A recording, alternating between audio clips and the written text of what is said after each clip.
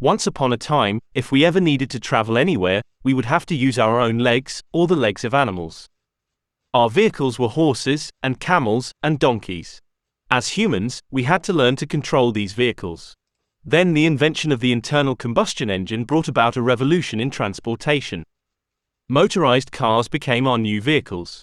And just as when we rode on the back of animals, we had to learn to control these motorized vehicles. Now, we are on the brink of the next transportation revolution: self-driving vehicles. These are machines where the driving can be undertaken by artificial intelligence. We, the humans, no longer need to be in control.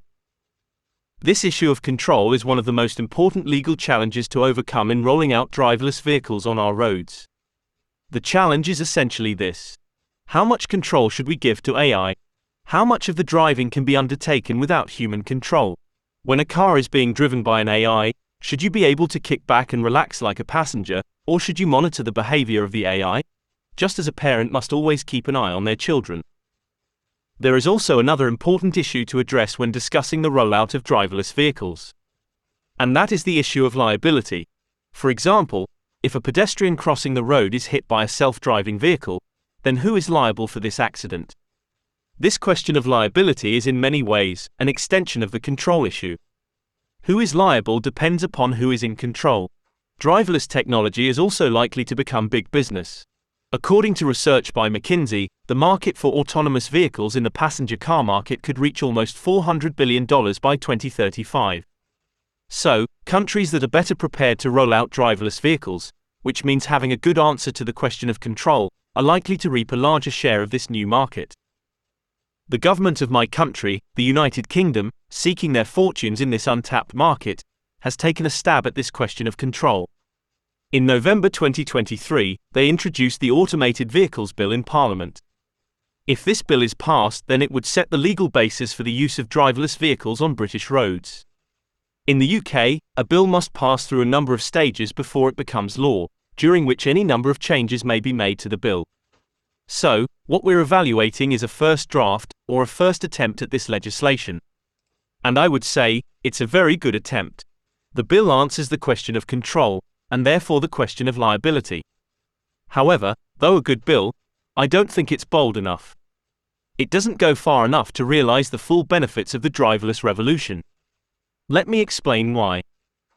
First, I must admit to you that my initial interest in this bill was driven by very shallow reasons.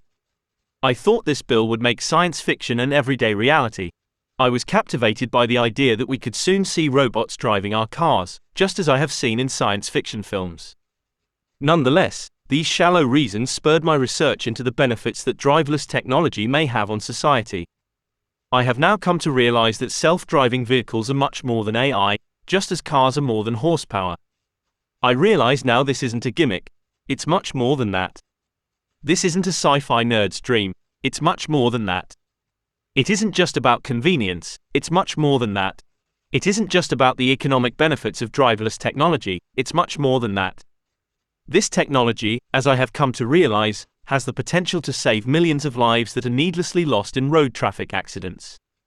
I challenge you to tell me how many drug companies can claim their latest patent will save lives on this scale. During the course of my research, I came across some disturbing statistics. A study by the World Health Organization shows that more than 1 million lives are lost each year due to road traffic accidents.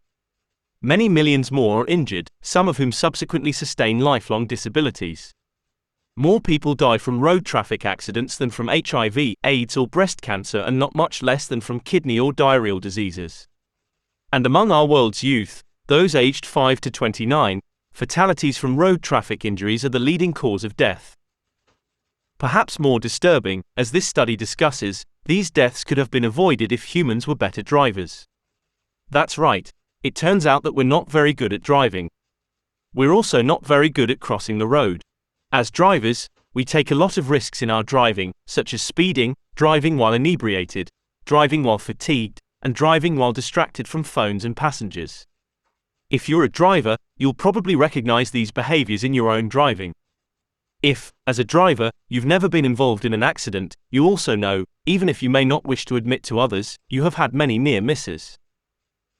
Cars are not a new innovation. World society has had decades to develop laws and regulations to curb our bad driving behaviors, but deaths continue to rise each year.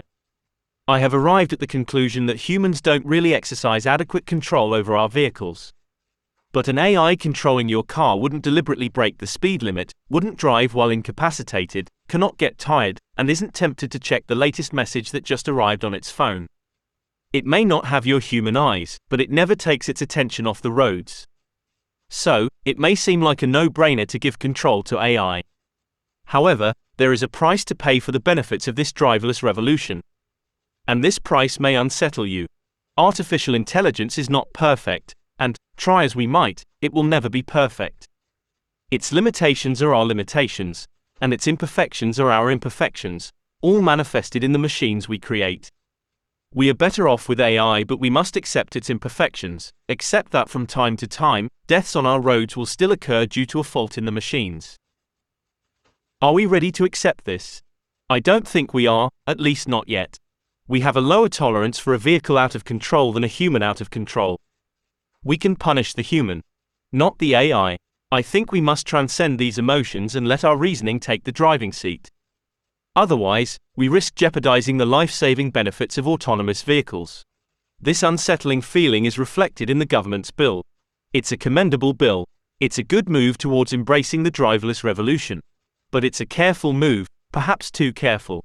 The bill shows that government, arguably reflecting society's concerns, is not yet ready to hand control to AI. It is prepared to do so, only in certain conditions. Specifically, I'm referring to the conditions attached to the user-in-charge status. When a self-driving feature takes control, the driver transitions to a new legal status called the user-in-charge. With this new status, a driver is not actively controlling the vehicle, but they must remain in a position to exercise control, and their immunity from prosecution depends on the maintaining this position. I think this status throws a driver into a purgatory situation, from which their appetite to buy into self-driving features will be significantly reduced.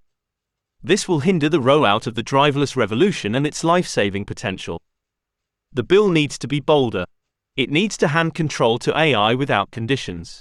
If we can find the political courage to do so, then handing control to AI could be the best law we ever create. If you would like to know more about the UK government's Automated Vehicles Bill, take a look at our channel for more content. We also have an ebook available to purchase from our store and from third-party retailers. Details are in the description. Subscribe to our channel to stay informed of the latest podcasts and videos.